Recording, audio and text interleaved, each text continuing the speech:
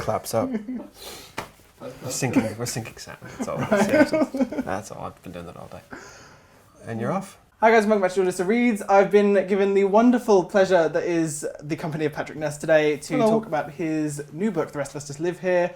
I'm just going to get straight into it because I don't have a lot of time. So, hi Patrick. Oh, that's it. Put the pressure on. I know, that's it. right? That's it. Make it seem like we were mean. Yeah, we gave George 9 minutes. 9 minutes. 9 minutes. So I'm just going to sit here silently and glare at you. Don't, please. Okay, first question. Okay, so first question. You've probably been asked this question a billion times. So I have, already, whatever it is. But where did the idea for The Rest of Us Just Live Here Oh my God, George. from? That's what we're leading with. Oh my God. No, I'm not kidding. It started with joking around a bit about the names of YA heroes and heroines, that they're always just a little unusual. You know exactly what I mean.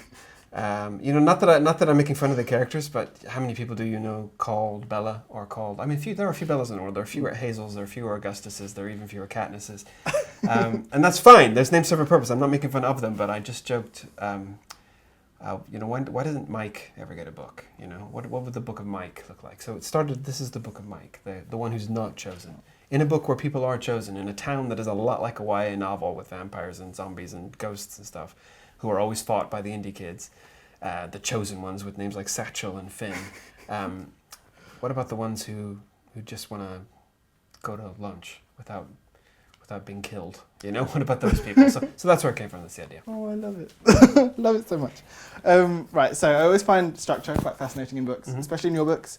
You've always had fun and unique ways of putting your stories together. Especially in the Chaos Walking trilogy, which I thought was a marvellous way that you, like, 1 perspective, 2, then 3, it was great. But where did the decision come from the chapter headings and the interweaving story of our lovely indie kids? I don't really know. There's no specific way. I just, I love parallel narratives, I've never really written one. I mean, the trilogy does a bit, but it's not quite the same, and I felt itching to write a parallel narrative for this. It just felt really right. And this funny idea that the chapter heading would announce in these bold, dramatic terms what the chapter is going to be.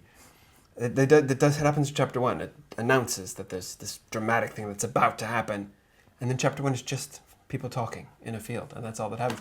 And that just makes me laugh, and I love that juxtaposition, and so it was really just that. It was, and then once I decided to do that, I thought, well, both stories absolutely have to work. I can't shortchange either story. So the challenge of making these chapter heading story work equally as well as this other much longer story, it's fun. You should always keep yourself challenged as a writer. It's a good kind of nervous, I like to say. Oh.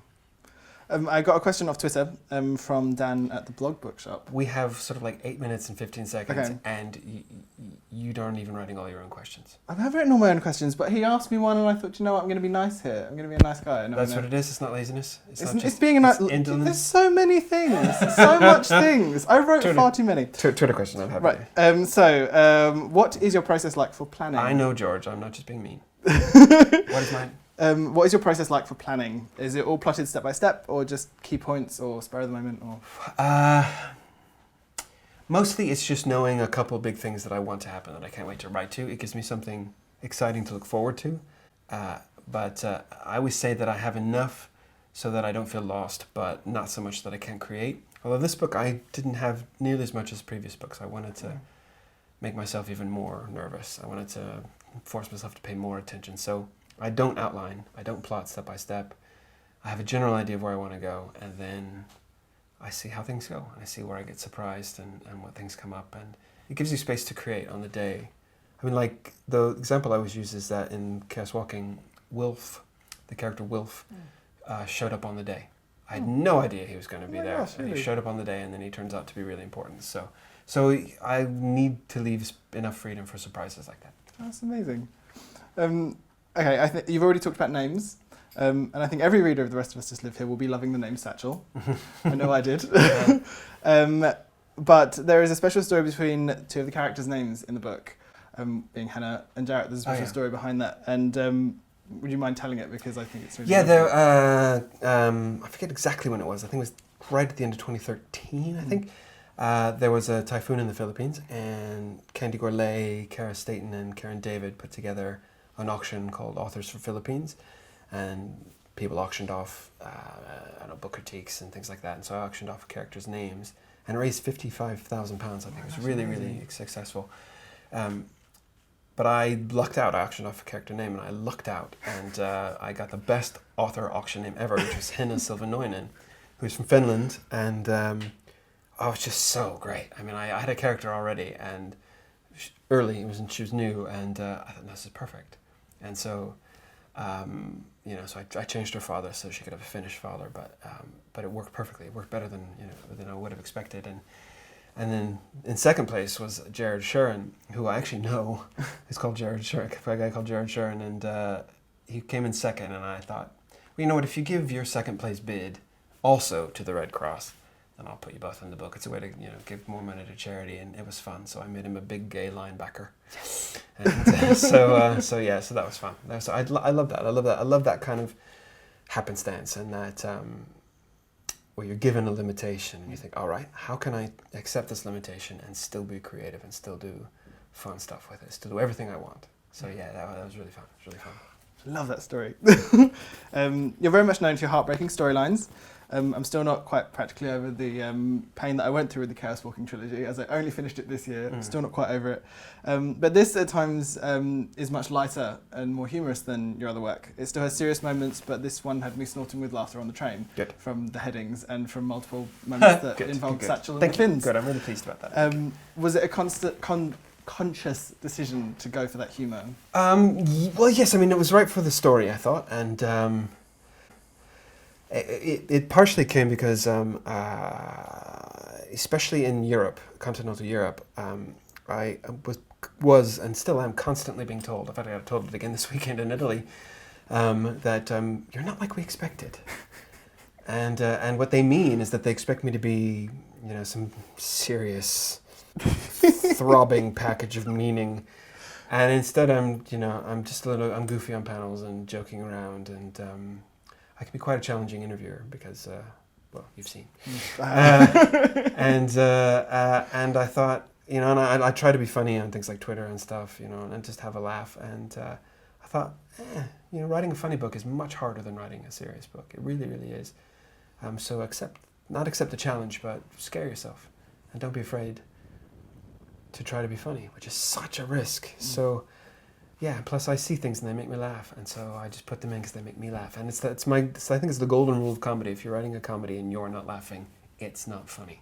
You can't write jokes for other people. You've got to write them for yourself. So yeah, it was a challenge. It was fun, a really fun challenge, but yeah. Fun challenge and funny. It really did make me laugh. Good. Good. That's a relief.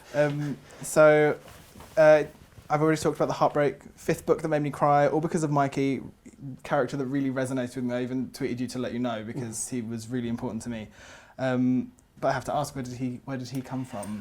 A lot of Mikey is my own experience. Not 100% because it's fictionalized and it's Mikey's experience. It's not mine. But he's in the book. He is just a normal kid. I hate the word normal. He's an ordinary kid. Wanting to graduate, but he's got a building anxiety, and it slowly starts to harm him, and it harks back to an old behavior from him where he gets OCD very severely. I also hate the abuse of the term OCD, where people say I'm a little OCD. If your house is really tidy, you're just neat. You're not a little OCD. And I remember the experience of washing my hands so much. I was a waiter as well, washing my hands so much that they bled. And I thought that feeling, the core feeling of it, which is anxiety, but it's also his core feeling of. He says in the book that of my friends, I always feel like the least needed. I think that is so powerful and so universal. And so, yeah, the emotions come from me and some of the experiences come from me. They have to be true to Mikey because it's not my story, it's Mikey's story. But they were really important to me, and I feel quite tender. I feel tender to all of them, but I needed to be true. And I really feel for Mikey. He's decent, and he's suffering, and he doesn't need to, and so trying to find a way through that story to navigate through it was really important. In the midst of all this, in the midst of all the comedy, in the midst of all this wild YA story, it's also really important to me to have that kind of truth in it, and which is also a good challenge. It's a good writing challenge can you do all of these things?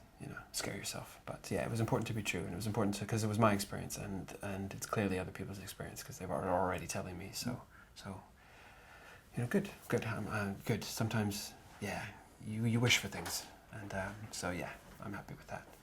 Because I already told you that's what I loved about the book. I loved Mikey's story, and it's probably the first time I've actually managed to see the closest I've ever seen myself in a book was with Mikey, which was incredible. So you've already touched on it slightly. The Rest of Us Just Live Here tackles mental health in what I felt was a really real and very honest way. Was that always something you set out to do? Or did it just... the truth I did. I really resistant to the idea of an issue book because I'm resistant to the idea of an adjective book because my theory is always that if you set out to write an adjective book, your allegiance will be to the adjective and not to the book, and it has to be to the book. Even for the best of reasons. But if you are paying attention to the story that is begging to be written, the one that you're really responding to, and if you're chucking away all of the crap that other people expect you to write and the pressures, the self-imposed pressures, if you're really listening to the story, it's going to contain everything you care about already. It's all going to be there. You don't need to worry about including all the stuff that's important to you because a story you respond to will have it. And so telling it truthfully was important, but it had to be integrated into the story. It had to be, the story of Mikey's anxiety. Like I said, the real starting point was that feeling of being the least wanted, and everything branches from there. And if I can get the truth of that, then the truth builds on itself. And so I had to get it right, and I had to get it true, and it had to feel right and feel true. But yeah, it starts from the story rather than the adjective. But that's not ducking writing responsibly about something. In fact, it's the opposite, I think. So that's my answer. Okay, so this is the question that I actually sent off to be a part of this, which was, you've written bunches of books and bunches of characters in bunches of different worlds. Apparently I had to think for the word bunches. If you could write a book combining a set of your characters in a different one of your worlds, which ones would you put together and why?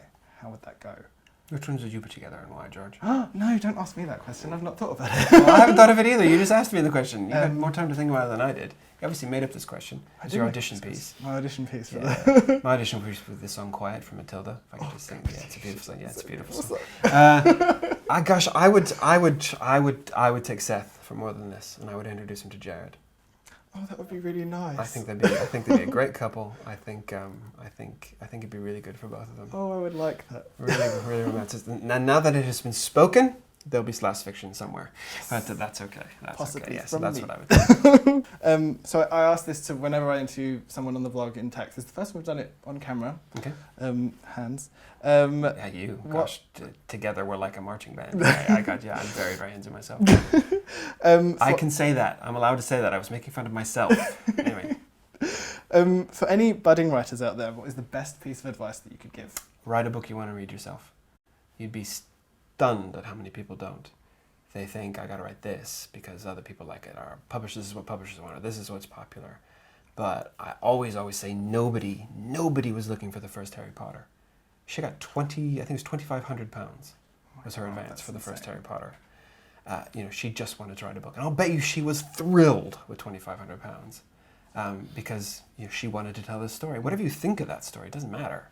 Her joy is in it, and that's what people respond to. So however weird the story is, however uncommercial, whatever that word is, if you are really writing the story you want to read, then your joy is in it, and other people will respond. They might not know it, but they can sense something. So that's the right advice I always give. Yes. Write your joy, George. Write it. Write the joy. Tell us your joy. Share it. And then we'll sing Quiet from Matilda together. Yes, let's. That's it. We did it. Thank you, George. Those are my questions. Very good. Yay! Thank you. Thank you so Thanks, much. George. Thank you. Thanks.